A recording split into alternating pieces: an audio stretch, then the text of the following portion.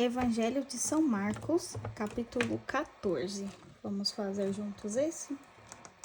Vinde, Espírito Santo, enchei os corações dos vossos fiéis, e acendei neles o fogo do vosso amor. Enviai o vosso Espírito, e tudo será criado, e renovareis a face da terra. Oremos. Ó Deus, que instruíste os corações dos vossos fiéis com a luz do Espírito Santo, fazei que apreciemos retamente todas as coisas segundo o mesmo Espírito, e gozemos sempre da sua consolação. Por Cristo, Senhor nosso. Amém. Que o Espírito Santo nos ilumine, nos dê sabedoria, discernimento, concentração para essa leitura. Em nome do Pai, do Filho e do Espírito Santo. Amém. Vamos lá, pegue caneta, régua e bora para essa leitura. Capítulo 14. Ora, dali a 2 dias seria a festa da Páscoa e dos pães ázimos, e os sumos sacerdotes e os escribas buscavam algum meio de prender Jesus à traição para matá-lo. Mas não durante a festa, diziam eles, para não haver talvez algum tumulto entre o povo. Jesus se achava em Betânia, em casa de Simão, o leproso. Quando ele se pôs à mesa, entrou uma mulher trazendo um vaso de alabastro cheio de perfume de nardo. Perfume de nardo. Peraí. De nardo puro. De grande preço. E quebrando o vaso, derramou-lo sobre a cabeça. Alguns, porém, ficaram indignados e disseram entre si: por que esse desperdício de bálsamo? Poderia ter sido vendido por mais de 300 denários e serem dados aos pobres. E irritavam-se contra ela. Mas Jesus disse-lhe: deixai-a, porque a molestais. Ela me fez uma boa obra. Vós sempre tendeis convosco os pobres, e quando quiserdes, podeis fazer-lhes bem, mas a mim não tendes sempre. Ela fez o que pode, embalsamou-me antecipadamente o corpo para a sepultura. Em verdade vos digo, onde quer que for pregado em todo o mundo o evangelho, será contado para sua memória o que ela fez. Vou marcar aqui, ó, deixai-a de vermelho, que é uma ordem de Jesus, né? Deixai-a ela. Derramou o perfume mais cheiroso do mundo, mais caro também, né? Embalsamou Jesus.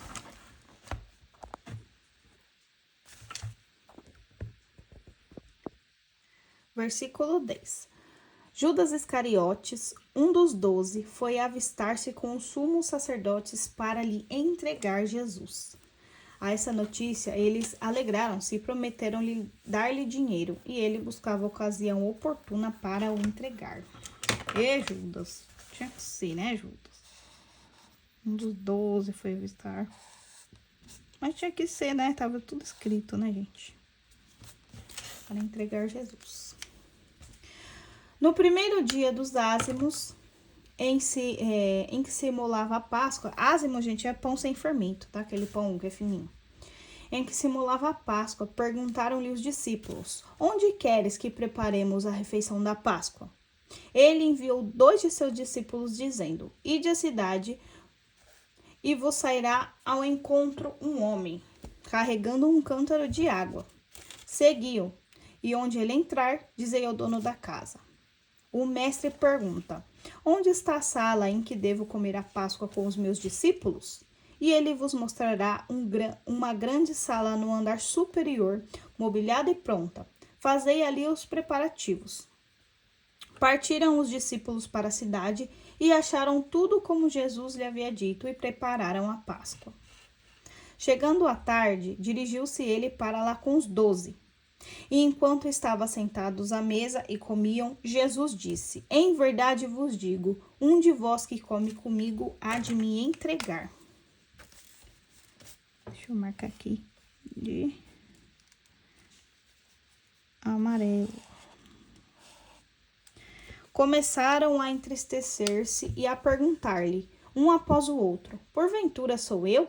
Respondeu-lhes ele: é um dos 12 que se serve comigo que se serve comigo do mesmo prato. O Filho do Homem vai, segundo o que ele está escrito, mas ai daquele homem por quem o Filho de Deus foi traído. Melhor lhe seria que nunca tivesse nascido. Meu Deus, olha só como que traz Jesus, hein? Melhor que nem tivesse nascido, né?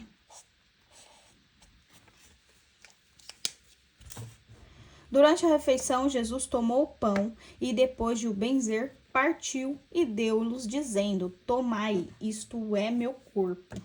Tomai, isto é meu corpo. Ordem de Jesus. Mas vamos aqui, ó. Isto é o meu corpo. Jesus fala: isto é o meu corpo. Não isto representa o meu corpo, mas isto é. Nós sabemos que na Eucaristia, né? Na Eucaristia, Jesus é o corpo de Cristo, é Jesus ali. Não é uma representação. Acontece a transubstanciação, né? Aquele pão é o corpo de Cristo.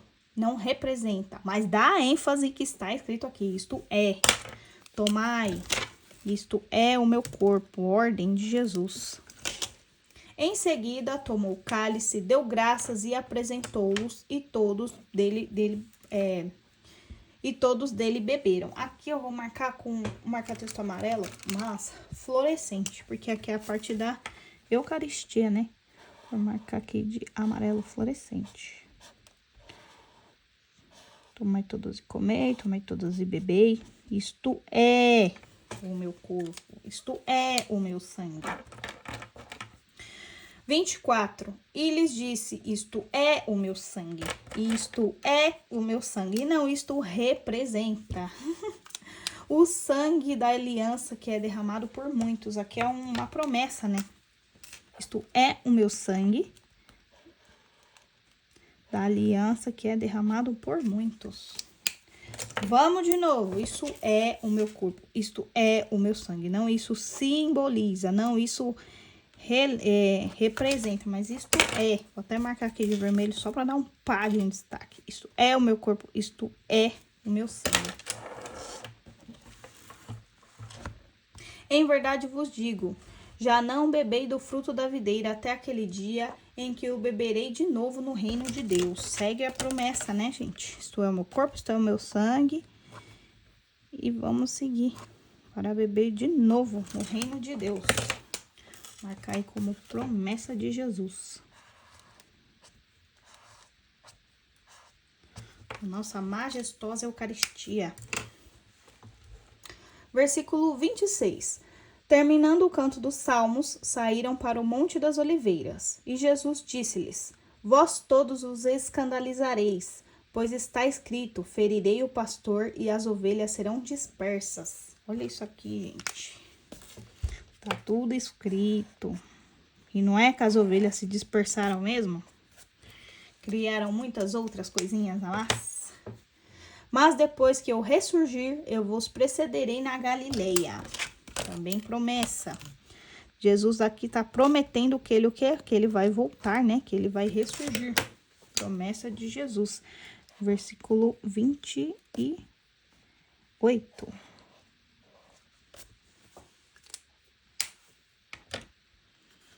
Entretanto, Pedro lhe respondeu: ainda que todos se escandalizem de ti, eu, porém, nunca.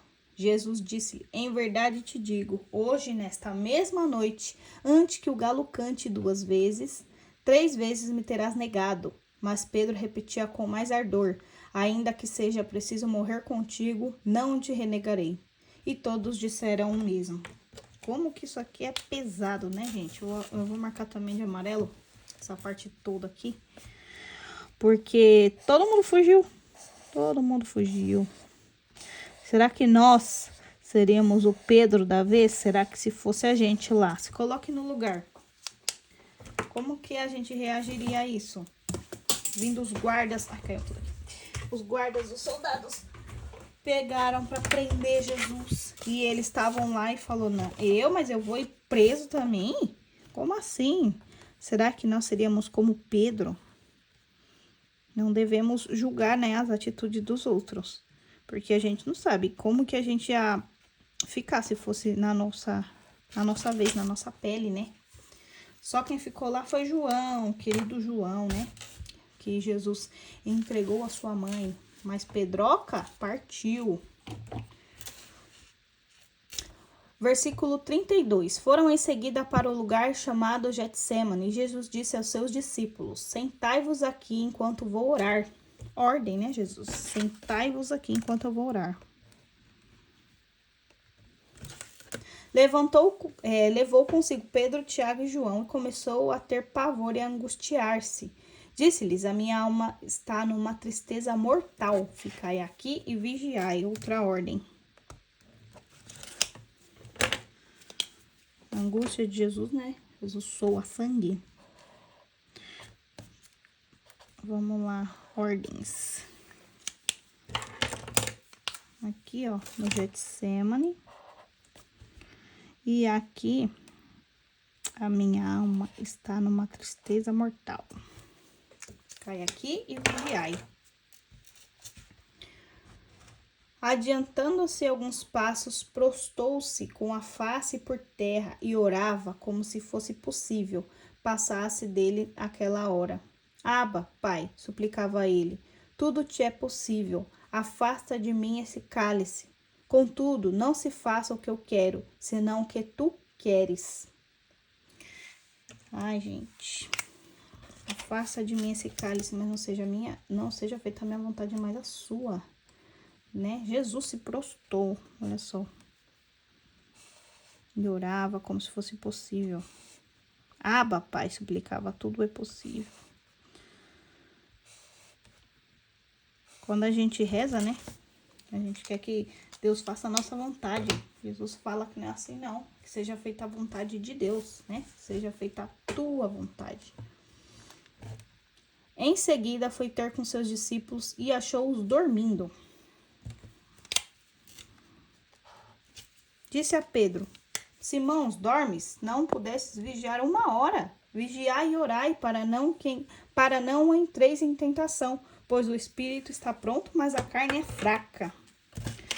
Que outra ordem, né? Vigiai e orai para não entrardes em tentação. Gente, sabe o que eu lembro aqui? Nas quaresmas, quando a gente acorda para rezar na madrugada. Cara, quantas vezes a gente não dá umas piscadas, não dá umas cochiladas ali quando vai ver. Aí eu fico imaginando, quando eu tô rezando, que deu aquelas piscadas. Como a carne é fraca, gente. Como a carne é fraca, imagina. Ai, tá caindo tudo aqui. Imagina, a gente tá rezando, Jesus fala pra gente rezar. A gente acordou pra rezar. A gente tá rezando e a gente dorme. Porque isso acontece comigo, gente. Não é uma vez, não é 2 vezes, não. Mas dá aquelas piscadas assim, tenebrosas.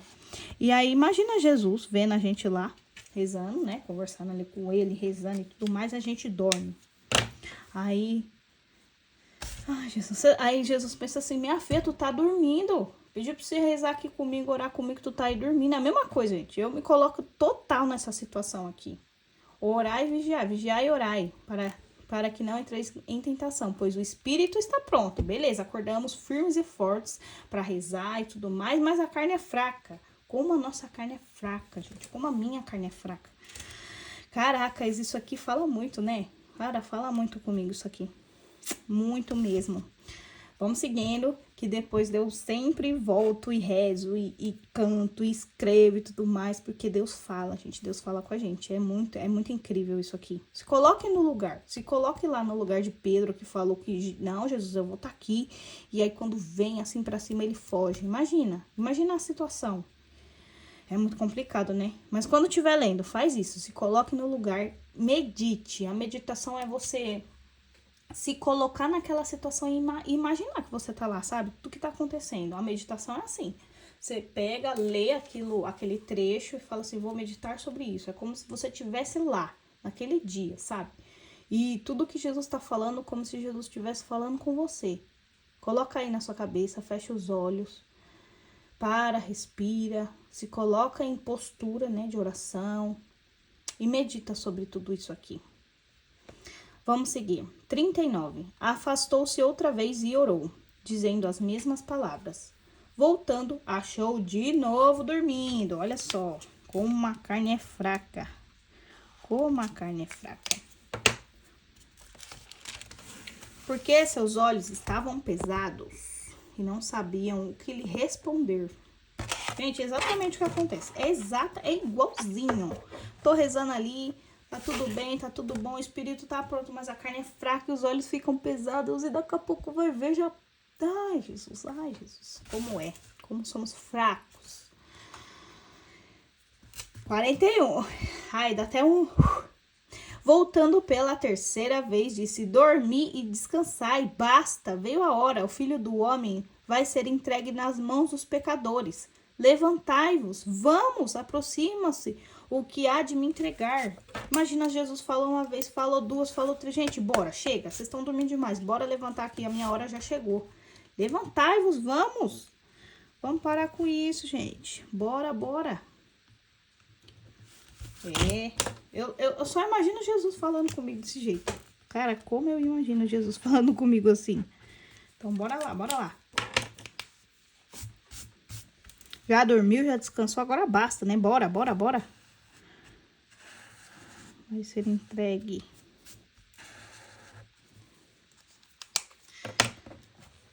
(43) Ainda falava quando chegou Judas Iscariotes, um dos 12, e com ele um bando armado de espadas e cacetes, enviados pelos sumos sacerdotes, escribas e anciãos. Ora, o traidor tinha lhe dado o seguinte sinal: aquele a quem eu beijar é ele. Prendei-o e levai-o com cuidado. Aqui eu vou marcar, com marca textual amarelo, que a traição foi com um beijo, né?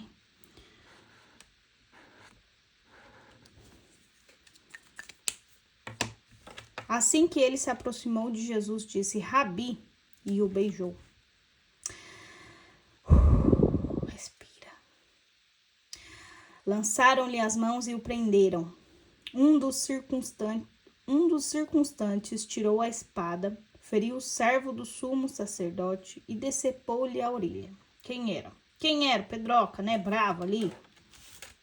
Mas Jesus tomou a palavra e disse-lhe: como a um bandido saíste com espada e cacetes para prender-me? Entretanto, todos os dias estava convosco, ensinando no templo, e não me prendestes. Mas isso acontece para que se cumpra as escrituras. Então, todos o abandonaram e fugiram. Todos o abandonaram e fugiram. Será que nós estamos fazendo isso com Jesus? Será que a gente não abandona Jesus e foge? Quando tá acontecendo coisas, a gente só foge. Não, gente, vamos estar ali pertinho de Jesus. Olha só como a nossa carne é fraca. Quantas vezes a gente não abandona Jesus e deixa ele ali? Cara, como isso mexe comigo, sabe? Como isso toca profundamente. 51. Seguia um jovem coberto somente de um pano de linho e prenderam-no. Mas lançaram ele de si o pano de linho, escapou-lhes despido. 53. Conduziram Jesus à casa do sumo sacerdote, onde se reuniram todos os sacerdotes, escribas e anciãos. Pedro foi o seguindo de longe, até dentro do pátio. Sentou-se junto do fogo com os servos e aquecia-se. Os sumos sacerdotes e todo o conselho buscavam algum testemunho contra Jesus para condenar à morte, mas não o acharam. Muitos diziam falsos testemunhos contra ele, mas os seus depoimentos não concordavam. Levantaram-se então alguns e deram-lhe este falso testemunho contra ele. Ouvimos-lo dizer: eu destruirei esse templo feito por mão de homens, e em 3 dias edificarei outro que não será feito por mãos de homens. Mas nem neste ponto eram coerentes os seus testemunhos. O sumo sacerdote levantou-se no meio da assembleia e perguntou a Jesus: não respondes nada? O que é isso? O que é isso que dizem contra ti? Mas Jesus se calava e nada respondia. O sumo sacerdote tornou a perguntar-lhe: tu és o Cristo, filho de Deus bendito? Jesus respondeu: eu sou. E vereis o Filho do Homem sentado à direita do poder de Deus, vindo sobre as nuvens do céu. Eu sou. Princípio eterno, Jesus é. Eu sou. E aí segue o quê? Promessa, né? Vereis o Filho do Homem sentado à direita.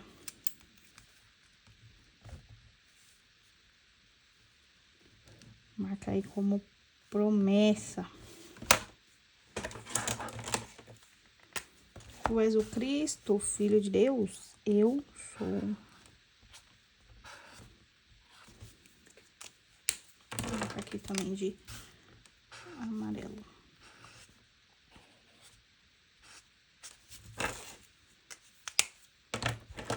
Versículo 63. Tá escuro aqui, né?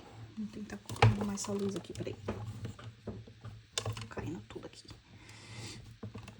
Vamos um pouquinho, vamos ver. O sumo sacerdote rasgou então as suas vestes, para que desejamos ainda testemunhas, exclamou ele. Ouvistes a blasfêmia? Que vos parece? E unanimemente o julgaram merecedor da morte. Alguns começaram a cuspir nele, a tapar-lhe o rosto, a dar-lhe socos e dizer-lhe: adivinha? Os servos, igualmente, deram-lhe bufetadas. Ai, gente. Ai, gente. Olha só o que fizeram. Começaram a cuspir, tapar-lhe o rosto, dar socos. Tudo isso aqui, ó, a gente faz quando estamos em pecado. Imagina só os nossos pecados. É como se Jesus sofresse tudo aquilo ali de novo. A gente não segue os mandamentos, cai no pecado. É como se a gente estivesse fazendo tudo isso com Jesus, não é? Dando bufetadas. Ele que nos salvou e a gente faz tudo isso de novo. Gente, meu Deus. 66. Estando Pedro embaixo do pátio, veio uma das criadas do sumo sacerdote. Ela fixou os olhos em Pedro, que se aquecia, e disse: também tu estavas com Jesus de Nazaré. Ele negou. Aqui, ó. Ele negou uma vez, né? Não sei, nem compreendo o que dizes. E saiu para a entrada do pátio. E o galo cantou.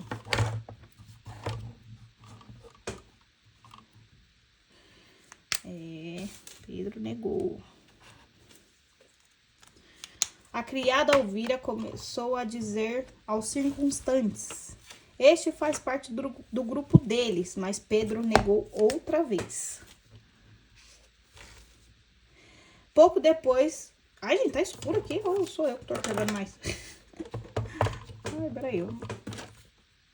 Então não tá aqui, não. Tá escuro mesmo.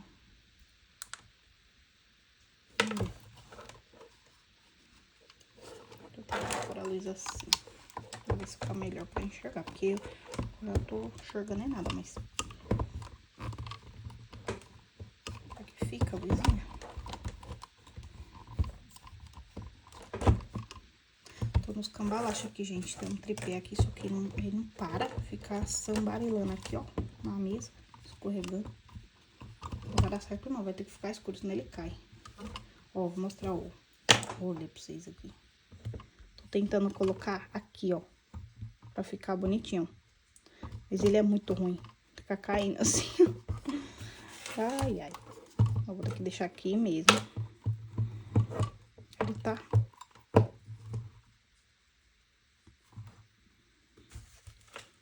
Segue.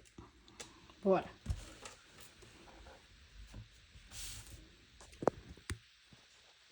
Vou voltar aqui no 70. Mas Pedro negou outra vez. Pouco depois, os que ali estavam diziam de novo a Pedro: certamente tu és daqueles, pois és galileu.